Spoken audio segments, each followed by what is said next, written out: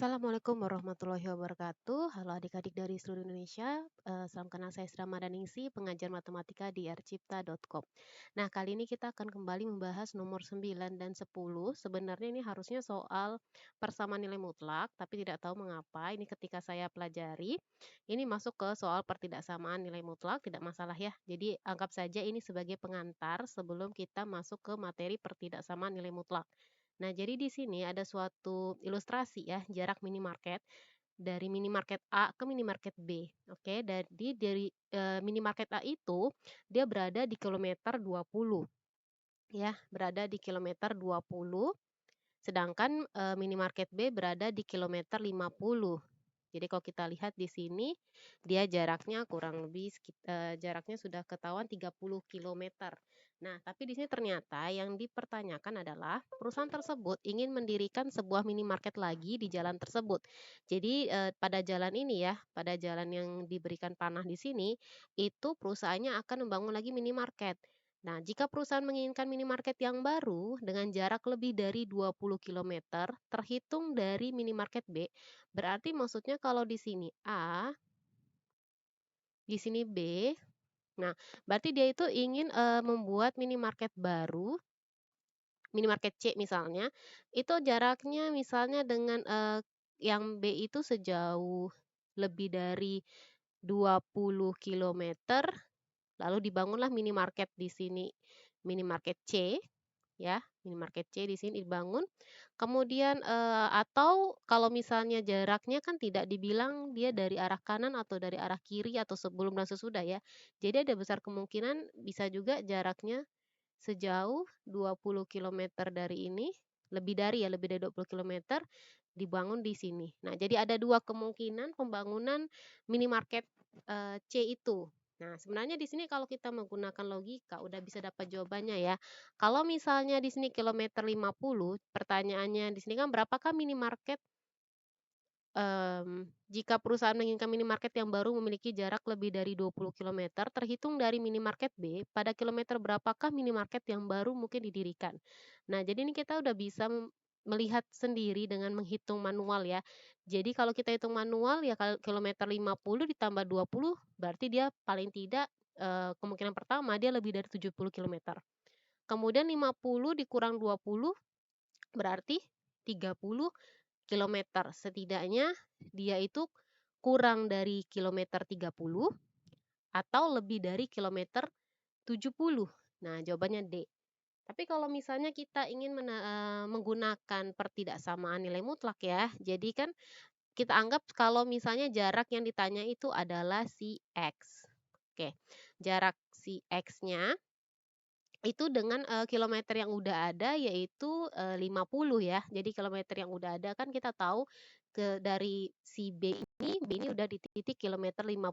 Berarti kita menggunakan mutlak, jarak dari X dengan si B itu ya, yaitu B itu yang kilometer 50, itu kita ingin maunya, lebih dari 20 kilometer. Nah, ini kalau kita menggunakan definisi dari nilai mutlak, nanti kita bisa menggunakan yang pertama, cara pertama, yaitu yang X kurang 50 lebih dari 20, berarti kita bisa dapat X-nya lebih dari 70 ya, kedua ruas ditambah 50, terus yang berdasarkan definisi kedua, yang negatif dari X kurang 50-nya. Nah, ini untuk lebih dari 20 juga. Ini kan karena dia negatif, kita kali negatif kedua ruas, otomatis kalau kita kali kedua ruas dengan negatif 1 itu akan membalikkan tanda, berarti ini jadi X kurang 50 kurang dari 20, berarti di sini jadinya kurang dari negatif 20 ya, maaf ya. Ini kan 20 kali negatif, ini negatif 20 berarti X kurang dari 30. Oke, sesuai dengan perhitungan kita secara logikanya aja. Nah, di sini nanti sebenarnya ada cara, bagaimana sih kalau misalkan pertidaksamaan nilai mutlak, cara yang mungkin lebih simpelnya kalau ada tanda lebih dari, ada tanda kurang dari, itu akan kita bahas di materi berikutnya. Nah, kemudian ini untuk nomor 9, silakan dipahami terlebih dahulu. Jika ada pertanyaan, silakan ditanyakan di kolom komentar. Kemudian untuk nomor 10, Oke, sebelumnya karena ini mungkin saya langsung coret di halamannya, sebaiknya kita cek dulu ya di pembahasan soal dari bukunya sama atau tidak untuk memastikan aja.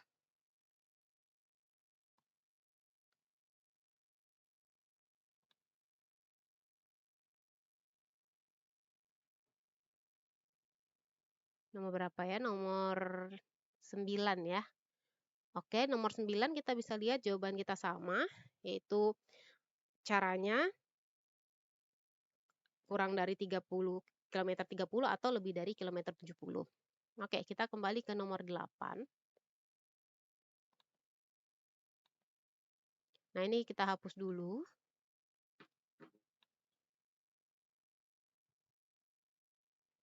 Kita hapus dulu ya sebelum kita masuk ke nomor 10, maaf, nomor 10. Ini kita nomor 9 ya ternyata. Oke. Nah, di nomor 10 ini kita baca dulu soalnya. Ketinggian normal permukaan air Sungai Bengawan adalah 120 meter. Ketinggian permukaan air Sungai Bengawan dapat berubah-ubah pada musim kemarau dan musim penghujan. Jika penyimpangan ketinggian permukaan air sungai tersebut kurang dari 11 cm, maka interval ketinggian Sungai Bengawan adalah, nah misalnya masih bingung nih, ketika mendapatkan soal cerita terkait dengan nilai mutlak itu gimana sih konsepnya? Jadi kalau misalnya kita punya ya patokan misalnya ketinggian normalnya berapa, berarti nanti dia itu pasti sesuatu ya. Nah, ketinggian yang mungkin akan ada terjadi perubahan itu akan dinilai dari sesuatu itu X misalnya ya ketinggian ya pas suatu kondisi dikurangi ketinggian normalnya. Ketinggian normalnya adalah 120. Nah, penyimpangan itu maksudnya ya nanti dia bisa aja 12 cm kah, 13 cm atau berapa gitu.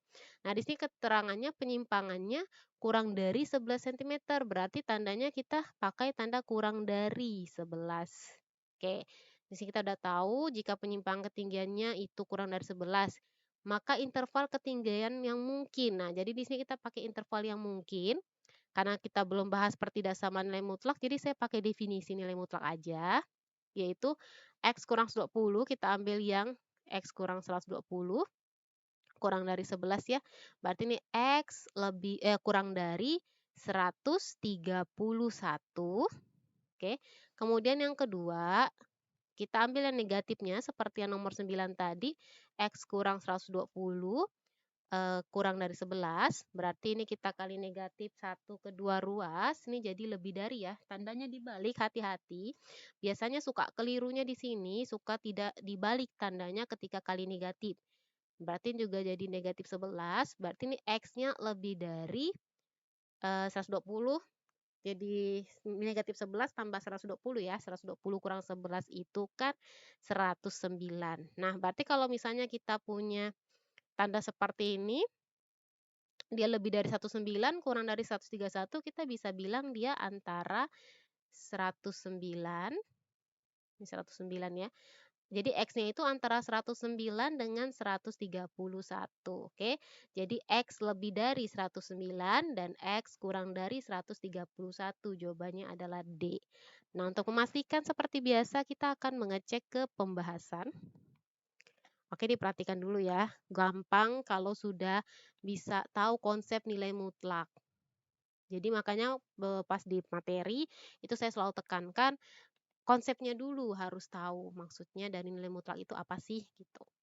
Nah, di nomor 10 ini kita lihat ternyata penjelasannya sama ya. Nah, cuman di sini dia menggunakan cara yang sudah ada di sifat pertidaksamaan nilai mutlak karena saya belum menjelaskan jadi ya kita pakai definisi saja. Nanti di pertemuan berikutnya kita akan jelaskan materi pertidaksamaan nilai mutlak. Oke, jadi untuk nomor 9 dan 10 saya rasa sudah cukup. Nah, ini saya izin untuk hapusnya ya. Jadi kalau yang mau mencatat silahkan di pause saja dulu videonya. Oke. Nah, di sini saya akan menjawab pertanyaan yang saya tanyakan di video sebelumnya ya, di video untuk nomor 7 sama 8. Mungkin udah ada yang pernah nonton, kalau belum nonton bisa lihat di video di atas ini.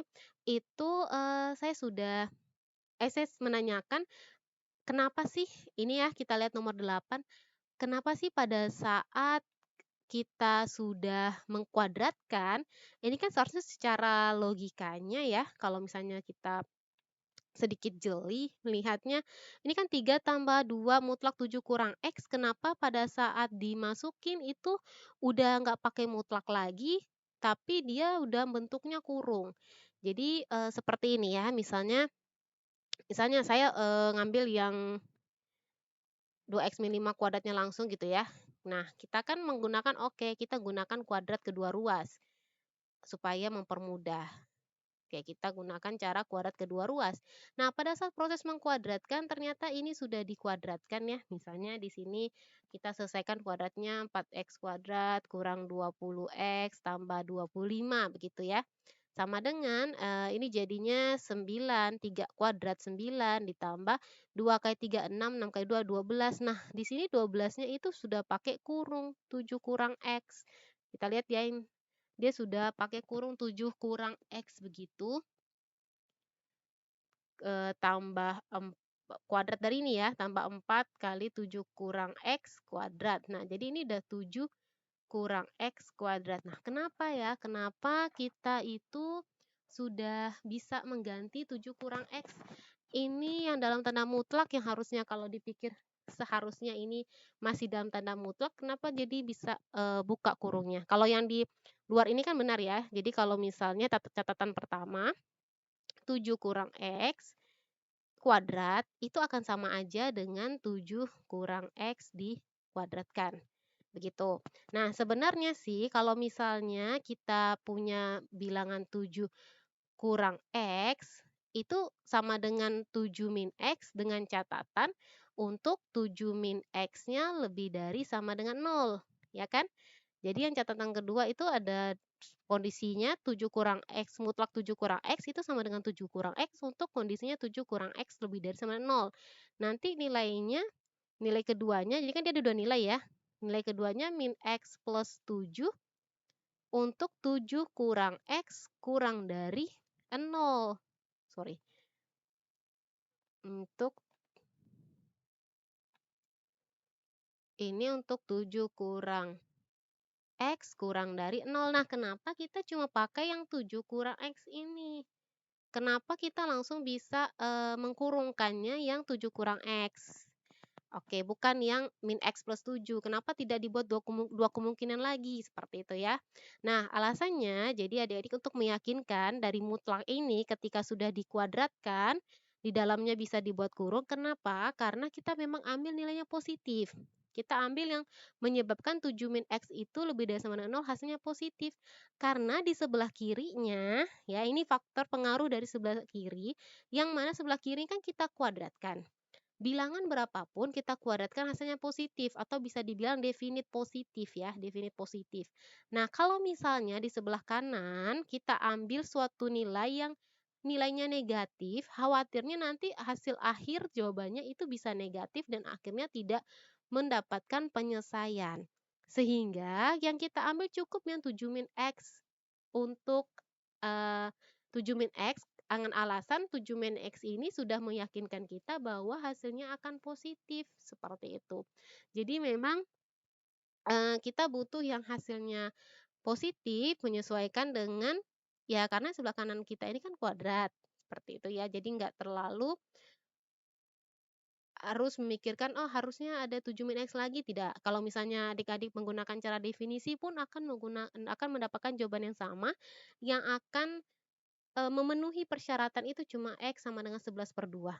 Jadi kalau misalnya yang menggunakan definisi ya, definisi kan cara satu nih, kita definisikan dulu 2x plus 5, kemudian kita definisikan 7 min X, kemudian kita cari irisannya, irisan dari daerahnya ya. Jadi ada sekitar 3 kemungkinan yang akan kita buat di situ atau ada yang mungkin dapatnya 4 kemungkinan.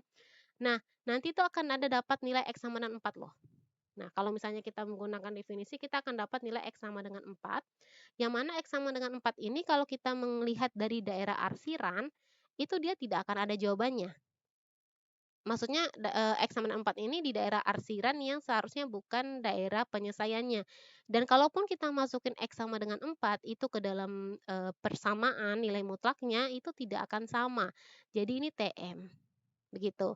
Jadi sebenarnya kalau kita masukin min X plus 7 boleh tidak? Boleh, boleh-boleh saja, nggak ada masalah karena kita untuk meyakinkan. Jadi setelah proses ini ya, setelah proses pertama ini, nanti yang langkah tahap satunya menggunakan 7 min X, nanti selanjutnya coba lagi dengan X min 7 gitu. Coba lagi dengan X min 7, jawabannya berapa, nanti akan temu tuh X sama dengan 4. Kalau ketemu X sama dengan 4, kita tetap harus cross check ke dalam persamaan. Jadi setiap adik-adik menyelesaikan soal persamaan nilai mutlak, dapat nilai X, X-nya itu diuji cobakan ke penyelesaian. Apakah benar atau tidak? Karena tidak selamanya X yang kita dapat dengan cara definisi itu memenuhi daerah penyelesaian, begitu. Jadi memang perlu hati-hati. Misalnya nih saya dapatnya ini kan X sama dengan 11/2. Nah, X sama dengan 11/2 ini kan benar di antara 5/2 dan 7. Itu daerah penyelesaiannya kalau menggunakan definisi. Nah, sedangkan 4 ini eh, kurang dari 5/2. Jadi tidak memenuhi penyelesaian. Boleh dicoba kalau pakai definisi, boleh didiskusikan jika memang ada yang keliru. Oke, jadi ini yang pertama, kenapa dia bisa jadi 7 min X dari setelah kuadrat kedua ruas. Kemudian pertanyaan saya yang lainnya kemarin itu,